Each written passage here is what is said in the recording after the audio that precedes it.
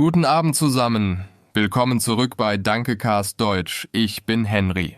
Und ich bin Emilia. Heute haben wir ein entspanntes Thema für euch. Wir sprechen über Abendroutinen. Genau. Jeder hat eine andere Routine vor dem Schlafengehen. Emilia, was machst du normalerweise am Abend, bevor du ins Bett gehst? Oh, ich habe eine feste Routine. Zuerst esse ich mein Abendessen, meistens gegen 7:30. 7:30? Das ist früh. Ich esse oft erst um 9 Uhr. Ja, ich weiß, du isst immer sehr spät, aber ich mag es, früh zu essen, dann habe ich mehr Zeit am Abend. Das stimmt. Und was machst du nach dem Essen? Nach dem Essen räume ich die Küche auf. Ich spüle das Geschirr und wische den Tisch ab. Eine saubere Küche ist wichtig für mich.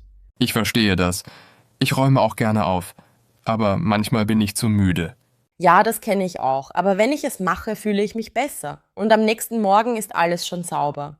Das ist ein guter Punkt. Und liebe Zuschauer, wie ist es bei euch? Räumt ihr am Abend auf oder lieber am Morgen? Schreibt es in die Kommentare. Gute Frage. Ich bin neugierig auf eure Antworten. Also nach der Küche gehe ich ins Badezimmer. Ich dusche jeden Abend. Jeden Abend? Ich dusche morgens. Wirklich? Für mich ist die Abenddusche entspannend. Das warme Wasser hilft mir, zur Ruhe zu kommen. Ich verstehe. Für mich ist die Morgendusche wichtig. Sie weckt mich auf. Ja, jeder ist anders. Nach der Dusche putze ich mir die Zähne. Das ist sehr wichtig. Absolut. 2-mal am Tag Zähne putzen. Morgens und abends. Genau. Und dann creme ich mein Gesicht ein. Ich benutze eine Nachtcreme. Ah, Hautpflege. Das ist wichtig. Ich benutze auch eine Creme, aber ich bin nicht so konsequent wie du. Du solltest es jeden Abend machen, Henry. Deine Haut wird es dir danken. Du hast recht. Ich werde es versuchen. Und was machst du dann? Dann ziehe ich meinen Schlafanzug an. Ich habe viele verschiedene. Im Winter trage ich einen warmen Flanellschlafanzug. Und im Sommer? Im Sommer trage ich ein leichtes T-Shirt und eine kurze Hose. Es ist zu heiß für einen dicken Schlafanzug. Das verstehe ich gut. Ich trage im Sommer auch nur leichte Kleidung zum Schlafen. Und dann gehe ich ins Wohnzimmer. Ich schaue noch ein bisschen Fernsehen oder lese ein Buch. Was schaust du gerne? Ich mag Dokumentationen oder ruhige Serien. Nichts zu Aufregendes. Ich will mich entspannen, nicht aufregen. Das macht Sinn. Ich schaue manchmal auch Nachrichten oder eine Komödie. Komödien sind gut, Lachen ist gesund, besonders vor dem Schlafengehen. Und ihr, liebe Zuschauer, was macht ihr am Abend zur Entspannung? Fernsehen, lesen, Musik hören? Erzählt es uns. Ja, wir würden das gerne wissen. Ich persönlich höre manchmal Podcasts am Abend. Oh, welche Art von Podcasts? Verschiedene. Manchmal True Crime, manchmal Wissenschaft, manchmal Interviews. Es kommt auf meine Stimmung an. True Crime am Abend, ist das nicht so spannend? Manchmal ja. Dann kann ich nicht so gut einschlafen. Aber ich mag die Geschichten. Ich verstehe, ich lese lieber ein Buch. Im Moment lese ich einen Roman. Worum geht es? Es ist eine Liebesgeschichte. Sehr süß und romantisch. Perfekt zum Entspannen. Das klingt schön. Wie lange liest du normalerweise? Ungefähr 30 Minuten. Manchmal auch eine Stunde, wenn das Buch sehr spannend ist. Und dann gehst du direkt ins Bett? Fast. Zuerst bereite ich mein Schlafzimmer vor. Ich öffne das Fenster ein bisschen. Frische Luft ist wichtig. Auch im Winter? Ja, auch im Winter. Aber nur ein kleiner Spalt. Ich mag es nicht zu kalt, aber die frische Luft hilft beim Schlafen. Interessant. Ich lasse das Fenster auch oft offen, aber im Winter manchmal geschlossen, wenn es sehr kalt ist. Das verstehe ich. Und dann stelle ich meinen Wecker. Ich benutze mein Handy als Wecker. Ich auch. Um wie viel Uhr wachst du normalerweise auf? Um 6:30 Uhr. Ich stehe früh auf, weil ich morgens joggen gehe. 6:30 Uhr, das ist sehr früh. Ich wache um 7 Uhr auf. Das ist auch früh genug. Jeder hat seinen eigenen Rhythmus. Stimmt. Und liebe Zuschauer, um wie viel Uhr wacht ihr auf?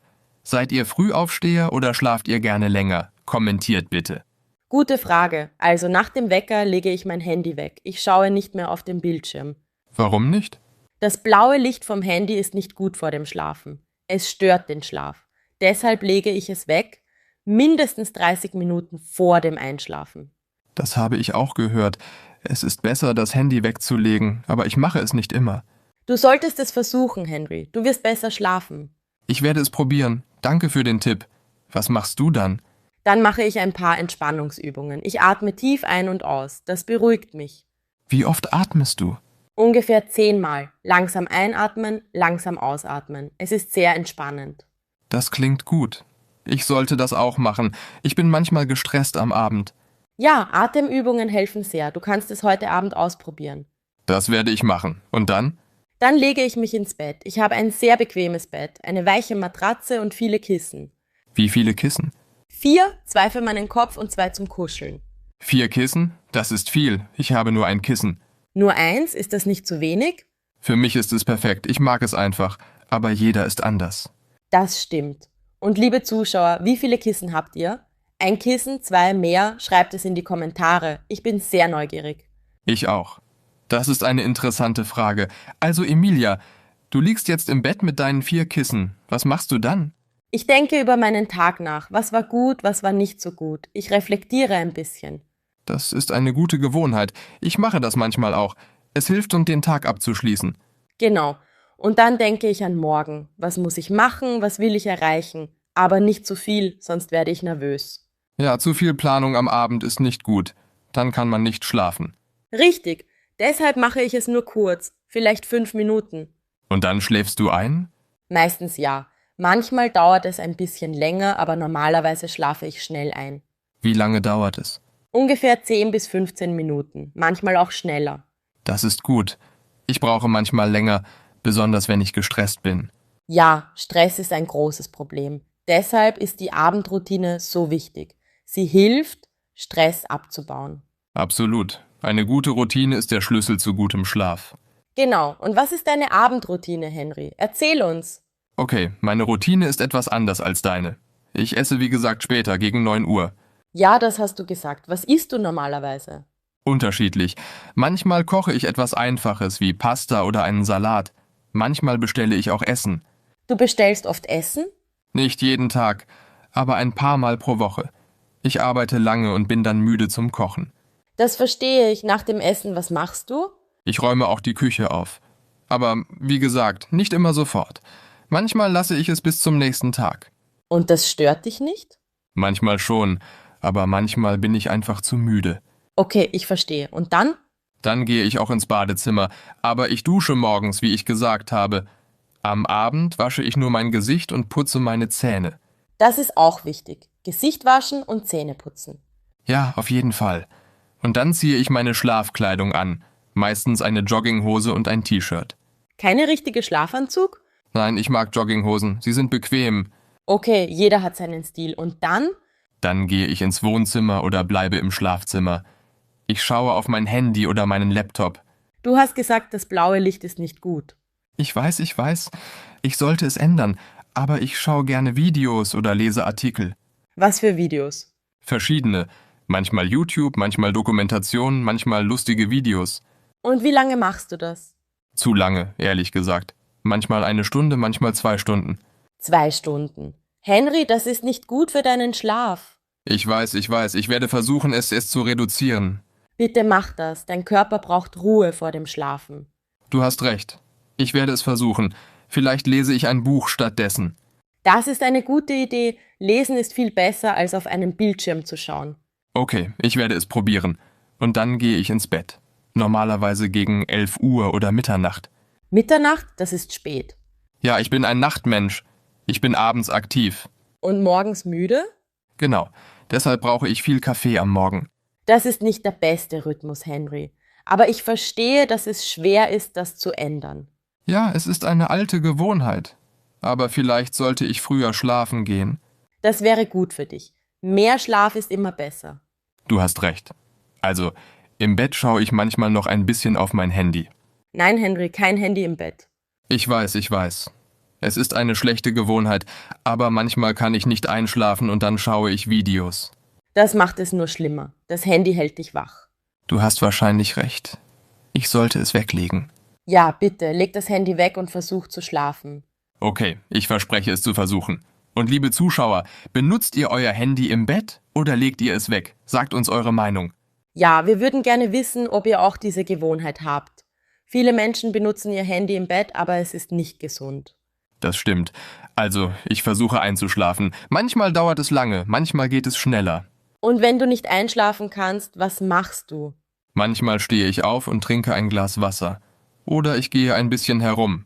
Das ist besser, als im Bett zu liegen und sich zu ärgern. Genau. Und manchmal höre ich ruhige Musik oder einen Podcast mit leiser Stimme. Das kann helfen, aber keine spannenden Podcasts. Nein, nur ruhige. Manchmal schlafe ich dabei ein. Das ist gut. Also, wir haben über unsere Abendroutinen gesprochen. Jeder ist anders, aber beide haben ihre Vorteile. Richtig. Das Wichtigste ist, eine Routine zu haben. Das hilft dem Körper, sich auf den Schlaf vorzubereiten. Absolut. Eine feste Routine ist sehr wichtig für guten Schlaf. Und liebe Zuschauer, habt ihr eine Abendroutine? Was macht ihr vor dem Schlafengehen? Wir würden es gerne wissen. Ja, schreibt es in die Kommentare. Wir lesen alle Kommentare und freuen uns über eure Geschichten. Vielleicht können wir auch etwas von euch lernen. Vielleicht habt ihr tolle Tipps für eine gute Abendroutine. Das wäre großartig. Also lasst uns noch ein paar Tipps für eine gute Abendroutine teilen. Gute Idee. Erstens, esse nicht zu spät. Ein voller Magen macht das Schlafen schwer. Richtig. Zweitens, kein Koffein am Abend. Kein Kaffee, kein schwarzer Tee, keine Cola. Genau. Drittens, reduziere die Bildschirmzeit. Kein Handy, kein Computer, kein Fernseher, mindestens 30 Minuten vor dem Schlafen.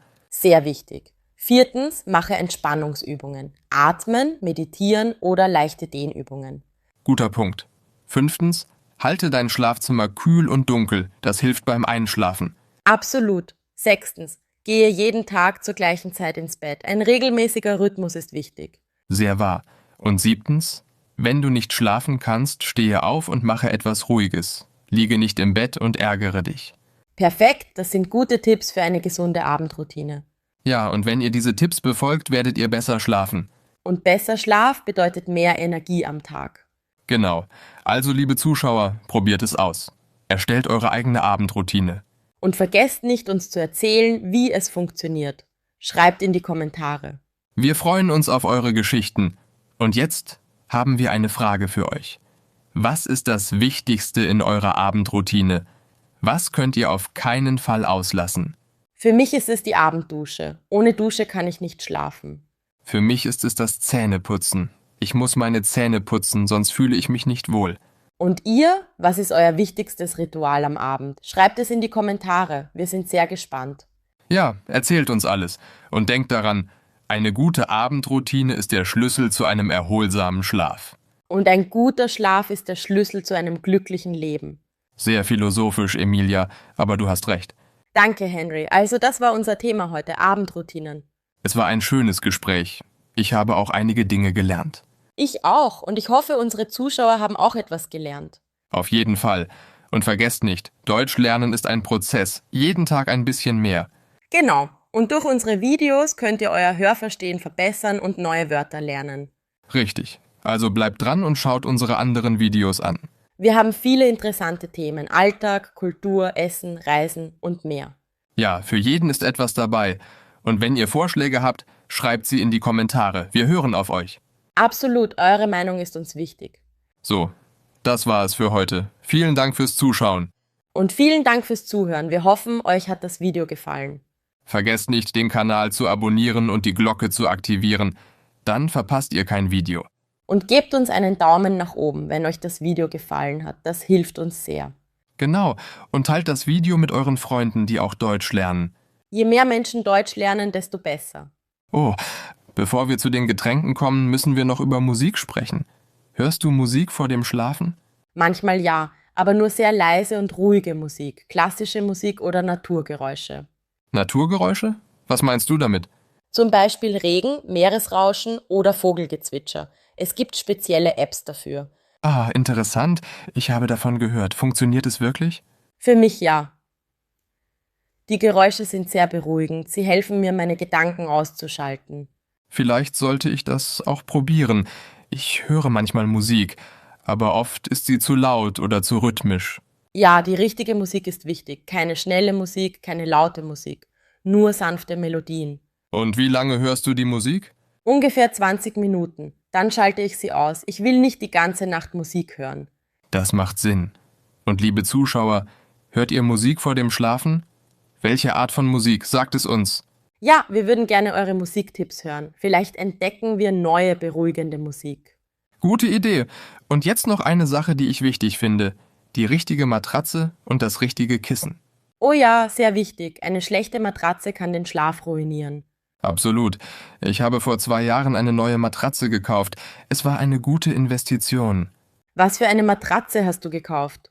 Eine mittelharte Matratze. Nicht zu weich, nicht zu hart. Perfekt für meinen Rücken. Das ist wichtig. Der Rücken braucht gute Unterstützung. Genau. Und mein Kissen ist auch neu. Ein ergonomisches Kissen für den Nacken. Ergonomisch? Was bedeutet das genau? Es ist speziell geformt für den Nacken und den Kopf. Es unterstützt die natürliche Position. Klingt gut und es hilft? Ja, sehr. Ich habe keine Nackenschmerzen mehr am Morgen. Das ist großartig. Ich habe normale Kissen, aber sie sind sehr weich und bequem. Jeder braucht etwas anderes. Das Wichtigste ist, dass es bequem ist. Richtig. Und liebe Zuschauer, seid ihr zufrieden mit eurer Matratze und euren Kissen oder braucht ihr neue? Erzählt uns. Ja, gute Schlafausrüstung ist eine Investition in eure Gesundheit. Spart nicht daran. Absolut. Ein gutes Bett ist unbezahlbar. Und noch eine Sache. Wir haben vergessen, über Getränke zu sprechen. Trinkst du etwas vor dem Schlafengehen, Emilia? Oh ja, gute Frage. Ich trinke meistens eine Tasse Kräutertee. Kamillentee ist mein Favorit. Kamillentee? Warum Kamille? Kamille ist sehr beruhigend. Sie hilft mir zu entspannen und besser zu schlafen. Manchmal trinke ich auch Pfefferminztee. Das klingt gut. Ich trinke manchmal warme Milch mit Honig. Wie deine Oma früher. Genau, meine Oma hat das immer für mich gemacht, als ich klein war. Es ist ein schönes Ritual. Das ist süß. Warme Milch mit Honig ist auch sehr beruhigend. Ja, und es schmeckt gut. Aber nicht jeden Abend. Manchmal trinke ich auch einfach nur Wasser. Wasser ist auch wichtig. Aber nicht zu viel, sonst musst du nachts aufstehen. Das ist wahr. Das ist mir schon oft passiert. Ich trinke zu viel Wasser und dann wache ich um 3 Uhr morgens auf. Und dann kannst du nicht wieder einschlafen? Manchmal ja, manchmal nein. Es ist frustrierend. Deshalb trinke ich meinen Tee mindestens 1 Stunde vor dem Schlafengehen. So habe ich Zeit, noch einmal zur Toilette zu gehen. Das ist klug. Ich sollte das auch machen. Und liebe Zuschauer, trinkt ihr etwas vor dem Schlafengehen? Tee, Milch, Wasser oder gar nichts? Schreibt es uns.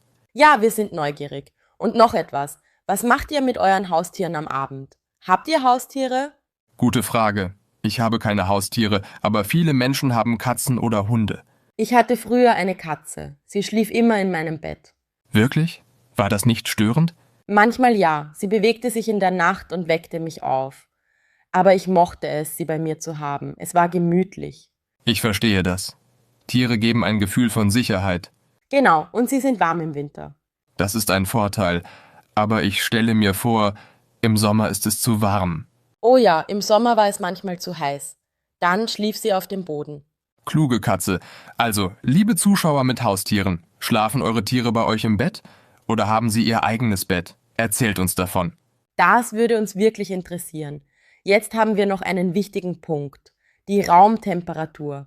Wie warm oder kalt sollte das Schlafzimmer sein? Gute Frage. Ich mag es kühl, ungefähr 18 Grad Celsius.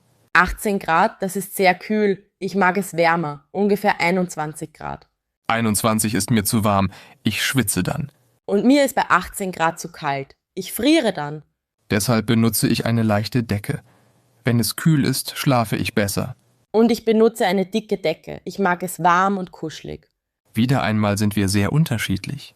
Ja, aber das ist okay. Jeder muss seine perfekte Temperatur finden. Absolut. Und liebe Zuschauer, wie warm ist euer Schlafzimmer? Mögt ihr es warm oder kalt? Kommentiert bitte. Und jetzt noch ein letzter Tipp. Schlafrituale für Kinder. Viele unserer Zuschauer haben vielleicht Kinder. Guter Punkt. Was würdest du Eltern empfehlen, Emilia? Eine feste Routine ist für Kinder sehr wichtig. Jeden Abend die gleiche Zeit, die gleichen Aktivitäten. Zum Beispiel? Zum Beispiel Abendessen, dann baden, dann Zähne putzen, dann eine Geschichte vorlesen, dann schlafen. Eine Geschichte vorlesen ist schön. Das macht eine gute Bindung zwischen Eltern und Kindern. Genau. Und es hilft den Kindern zur Ruhe zu kommen. Geschichten sind beruhigend. Und wie lange sollte die Routine dauern? Ungefähr 1 Stunde. Nicht zu kurz, nicht zu lang. Die Kinder brauchen Zeit, sich zu entspannen. Das macht Sinn. Und keine aufregenden Aktivitäten vor dem Schlafen. Richtig, keine wilden Spiele, kein Toben, nur ruhige Aktivitäten. Guter Rat für alle Eltern da draußen. Eure Kinder werden besser schlafen. Und wenn die Kinder besser schlafen, schlafen auch die Eltern besser. Das ist wahr. Glückliche Kinder, glückliche Eltern. Und noch etwas über das Schlafzimmer. Die Beleuchtung, das ist auch sehr wichtig. Oh ja, guter Punkt. Ich benutze eine Nachttischlampe mit warmem Licht am Abend. Warmes Licht ist besser als kaltes Licht. Kaltes Licht ist zu hell und zu stimulierend. Genau. Warmes Licht ist gemütlich und beruhigend. Es bereitet den Körper auf den Schlaf vor. Ich habe auch eine spezielle Lampe. Sie hat verschiedene Helligkeitsstufen. Das ist praktisch. So kannst du die Helligkeit anpassen. Ja, am Anfang des Abends ist sie heller. Dann dimme ich sie langsam. Langsam dimmen ist eine gute Technik. Der Körper bekommt das Signal, es ist Zeit zu schlafen. Richtig. Unser Körper reagiert auf Licht. Helles Licht sagt wach bleiben. Dunkles Licht sagt schlafen. Deshalb ist es auch wichtig, alle Lichter auszuschalten, wenn man schlafen geht. Absolut. Totale Dunkelheit ist am besten für tiefen Schlaf. Ich benutze manchmal eine Schlafmaske, wenn es zu hell ist. Eine Schlafmaske, ist das nicht unangenehm? Am Anfang ja, aber jetzt bin ich daran gewöhnt. Sie hilft wirklich. Interessant. Ich könnte das nicht tragen, aber jeder ist anders. Stimmt. Und liebe Zuschauer, benutzt ihr eine Schlafmaske? Oder Ohrstöpsel gegen Lärm? Schreibt es uns. Ja, Ohrstöpsel sind auch ein gutes Thema. Manche Menschen brauchen absolute Stille. Ich brauche keine Ohrstöpsel. Ich schlafe auch bei etwas Lärm. Ich auch meistens. Aber wenn es sehr laut ist, zum Beispiel Straßenlärm, dann kann es schwierig sein. Das stimmt. Deshalb ist die Lage der Wohnung auch wichtig. Eine ruhige Straße ist besser als eine laute Hauptstraße. Absolut. Oder ein Zimmer zur Hofseite statt zur Straßenseite. Guter Punkt. Und jetzt noch eine persönliche Frage. Schläfst du mit offener oder geschlossener Tür? Geschlossen, immer geschlossen. Ich mag es privat und abgeschlossen. Ich auch meistens. Aber manchmal lasse ich sie einen Spalt offen für die Luftzirkulation. Das verstehe ich. Frische Luft ist wichtig, wie wir schon gesagt haben. Genau. Und liebe Zuschauer, wie haltet ihr es mit der Tür? Offen, geschlossen oder einen Spalt? Wir sind neugierig. Diese kleinen Details sind interessant. Jeder Mensch hat seine eigenen Präferenzen. Absolut. Und das ist völlig okay. Es gibt kein richtig oder falsch. Richtig. Das Wichtigste ist, dass ihr euch wohlfühlt und gut schlafen könnt. Perfekt gesagt, Emilia. Und jetzt noch eine letzte Sache. Wochenenden versus Wochentage. Oh ja, änderst du deine Routine am Wochenende? Ehrlich gesagt, ja. Am Wochenende gehe ich später ins Bett. Wie viel später? Manchmal 1 oder 2 Stunden später. Ich bleibe länger auf. Das ist nicht ideal für den Schlafrhythmus. Aber ich verstehe es. Am Wochenende will man sich entspannen. Genau. Und du? Bleibst du bei deiner Routine? Meistens ja, ich versuche auch am Wochenende zur gleichen Zeit ins Bett zu gehen. Es ist besser für meinen Körper. Du bist sehr diszipliniert. Ich sollte das auch machen. Vielleicht nicht so streng. Ein bisschen Flexibilität am Wochenende ist okay, aber nicht zu viel. Das ist ein guter Kompromiss. Vielleicht 30 Minuten später, aber nicht 2 Stunden. Genau, 30 Minuten sind okay. Der Körper kann das verkraften. Okay, ich werde es versuchen. Danke für den Rat. Gerne. Und liebe Zuschauer, wie macht ihr das? Habt ihr eine andere Routine am Wochenende? Erzählt uns. Ja, wir würden gerne wissen, ob ihr diszipliniert seid wie Emilia oder flexibel wie ich. Vielleicht sind die meisten irgendwo dazwischen. Wahrscheinlich. Die Balance ist der Schlüssel. Wie immer im Leben. Sehr weise, Emilia, sehr weise. Und jetzt noch eine letzte Frage an unsere Zuschauer. Habt ihr einen speziellen Trick, der euch beim Einschlafen hilft? Etwas Ungewöhnliches vielleicht?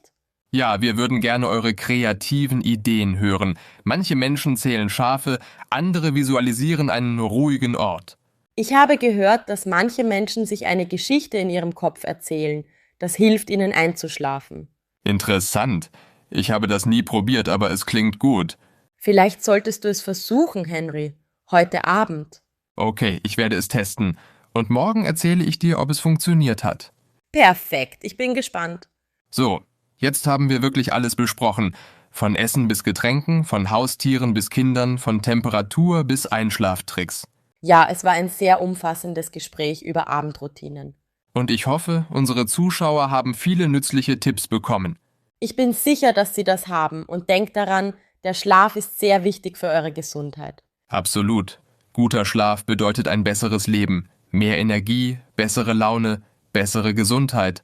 Richtig. Also kümmert euch um euren Schlaf, erstellt eine gute Abendroutine. Und seid geduldig mit euch selbst. Es dauert Zeit, eine neue Routine zu etablieren. Genau, nicht nach einem Tag aufgeben. Gebt euch mindestens 2 Wochen. Guter Rat. Nach 2 Wochen wird die Routine zur Gewohnheit. Und dann wird es automatisch. Ihr müsst nicht mehr darüber nachdenken. Perfekt. Also, liebe Zuschauer, fangt heute Abend an. Erstellt eure perfekte Abendroutine. Und teilt eure Erfahrungen mit uns in den Kommentaren. Wir lesen alle und antworten gerne. Ja, wir lieben es, von euch zu hören. Ihr seid die beste Community. Absolut. Vielen Dank für eure Unterstützung. Ihr macht Dankecast Deutsch möglich. Ohne euch gäbe es uns nicht. Danke, danke, danke. So, jetzt ist es wirklich Zeit zu gehen. Es ist spät geworden. Ja, wir müssen auch unsere Abendroutine starten. Genau, ich gehe jetzt duschen und dann ein Buch lesen. Und ich werde versuchen, mein Handy wegzulegen. Dank deiner Tipps, Emilia. Sehr gut, Henry. Ich bin stolz auf dich. Danke. Also bis zum nächsten Mal. Tschüss und schlaft gut. Gute Nacht alle zusammen. Bis bald bei Dankecast Deutsch. Macht es gut und habt süße Träume.